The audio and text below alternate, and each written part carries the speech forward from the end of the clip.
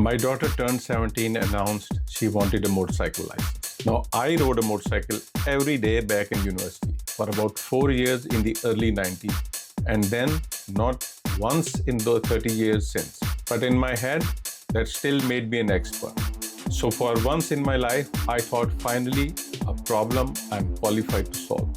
What actually happened over the next 2 months? I lost money, I lost a yard test, and I got quietly outridden by my own teenager. This is part 1. Everything you need to start a motorcycle license in the UAE without setting fire to your money. And I would know I brought the matches.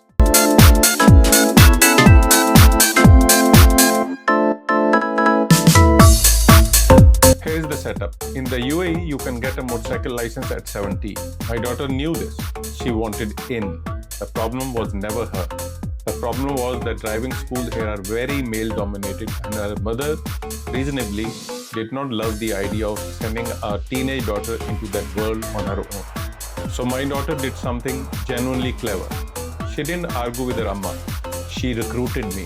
Baba, convince amma. And the only way I could convince amma was to volunteer myself as the bodyguard.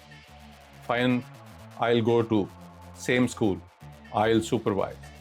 And that is how a grown man ended up back in driving school, sitting next to his 17-year-old, both of us filling out beginner forms. I told myself I was chaperoning. Spoiler, I was enrolling. First real decision, which school, and here's the tip nobody tells you. Don't pick the cheapest. Don't pick the fanciest. Pick the school whose training yard is closest to your home. Because you are not going there once you go for theory. You go for 10 hours of practical. You go for the yard test. And if you are me, you go back for the yard test. Then road classes. Then the road test. That's a dozen plus trips minimum. If your school is an hour away, congratulations, you have taken a part-time commuting job with no salary. Once you have sorted location, pick an established trusted institute and compare their package prices. We went with Punjab, and our package came to about 3,985 dirhams per person. Now that's a little higher than the basic quote because we picked a flexible package, mostly weekend and night classes.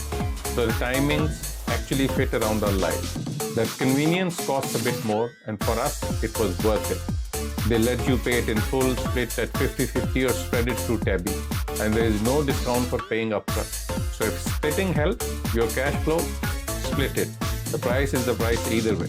Before any of the fun stuff, there are 3 quick boxes every single applicant has to tick. 1, an eye test, to prove you can actually see the road you are about to wobble down.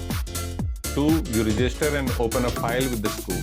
And 3, you sit the theory test on road rules and signs. I'm not going to drown you in the details here, because honestly, the school walks you through every step the moment you show up. Just know these 3 are coming first, so none of it catches you off guard. Before they let you anywhere near a bike, you need gear, and they are strict about it. You need helmet, gloves, elbow protections, knee protectors, hard closed-toe shoes, a full sleeve jacket, a full length pants, no shorts, no sneakers, but it's 44 degrees outside. You bring your own kit. The school expects you to show up dressed to survive a slow motion fall.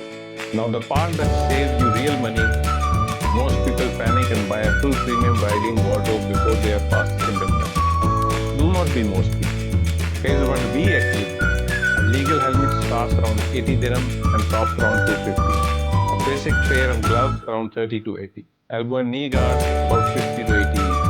And instead of expensive riding boots, go to a hardware store and buy hard toe safety shoes, the construction kind. Steel or composite toe, 50 to 100 dirhams. They pass inspection, no problem. Shop the low end and the whole starter kit lands around 500 dirhams. The fancy version of this is 4 figures. We spent the price of a nice dinner for 2 people who are statistically about to pay. Now here's one thing I would actually tell you to spend on. A balaclava. That thin hat sock that goes on under a helmet. Let me tell you why it matters. Most schools keep loaner helmets around, and on your road lessons, you will sometimes end up wearing one. Because road practice needs a Bluetooth intercom so you can hear your instructor talking you through it. And getting your own unit to pair with theirs is a gamble. We brought our own Cardo intercom. Most schools here on Sena, and despite every settings menu and every forum thread we tried, the two just could not connect reliably. So more than once, we ended up in the school helmet. A balaclava means that shared helmet never actually touches your head or your tail. Buy a good one. This is the single place I would not cheap out, because the same balaclava will keep your own helmet clean and fresh for years after you pass. You can grab it a little later, but have it before your road classes start. And here's the thinking behind buying cheap. Don't buy your forever gear yet, because until you have actually passed, you don't even know what you are riding.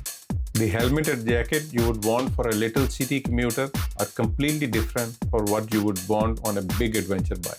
Buy the real stuff after you know which rider you're going to be. Better still, the cheap kit doesn't have to go to waste. When we finished, I lent mine to friends who were just starting the same journey. So you can borrow a set from someone who's already done, or pass yours forward when you pass it. It's basically a hand-me-down system for grown men who absolutely should know better. I'm proud of it. So what's the total damage? Our course came to about 3,985 dirhams per person. Add it up for two of us and we are knocking on 8,000 dirhams. That's the price if you pass everything first time. Spoiler, we did not. Because here's the catch. Every single time you fail a test, the meter starts again. Roughly 390 dirhams for each retest. And between the two of us, that meter ran more than once. Exactly how and exactly who outrode whom is the whole story of part 2. Stay tuned. That's how you set yourself up to start cheap and start smart.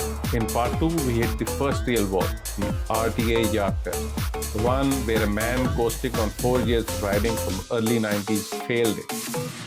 And so did his teenage daughter. And I will tell you exactly how both of us got humbled in the same week. If this saved you even one wasted dirham, hit like. It genuinely helps the channel. And subscribe so part 2 lands in your feed. I'll see you at the yard. This is Mir. This is MotoMoku. Ride safe and seriously, don't buy the expensive helmet yet.